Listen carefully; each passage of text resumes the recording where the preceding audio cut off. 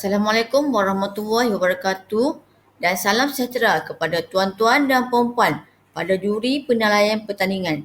Saya, Najwa binti Abdul Latif daripada Institut Kemahiran Maklumut akan membentangkan tajuk Mobile Apps EPPS IKML.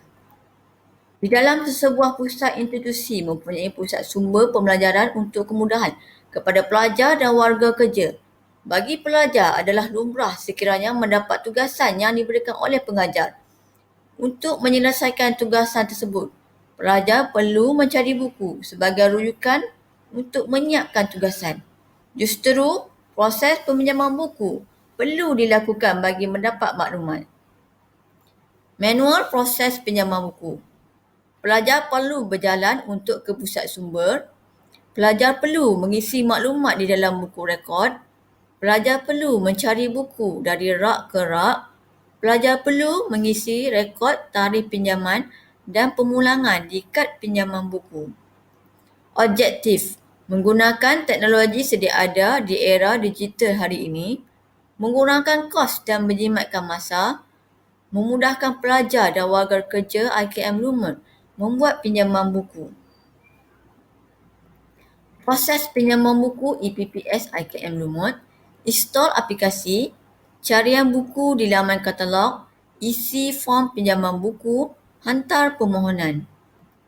Ini adalah di antara yang telah pun kami laksanakan melalui proses yang telah ditambah baik menggunakan teknologi aplikasi EPPS IKML sebagai platform untuk membuat pinjaman buku dan membaca melalui e-book. Pelajar boleh mengisi maklumat pinjaman buku melalui form yang disediakan dan maklumat tersebut akan diproses oleh pentadbir pusat sumber IKM Lumut. Pelajar atau warga kerja akan menerima email maklumat pengambilan buku.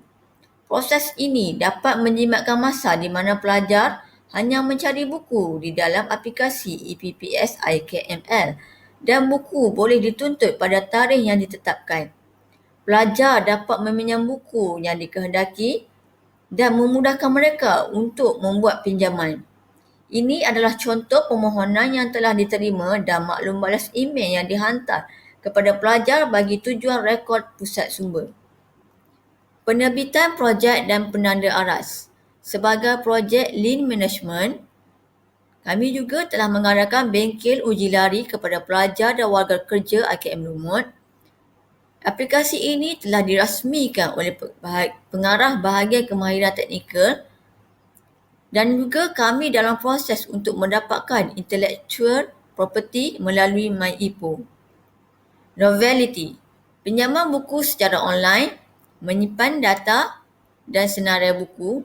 Teknologi hijau iaitu tanpa kertas boleh digunakan di mana-mana sahaja. Kemajuan inovasi: untuk fasa yang pertama, aplikasi ini telah ditubuhkan pada tahun 2019 dan aplikasi ini boleh dimuat turun melalui APK. Untuk fasa yang kedua, kami telah menaik taraf kepada EPPS IKML. Terdapat buku-buku dan e-book telah diupdate dan juga kami telah memasukkan aplikasi ini di dalam Google Play.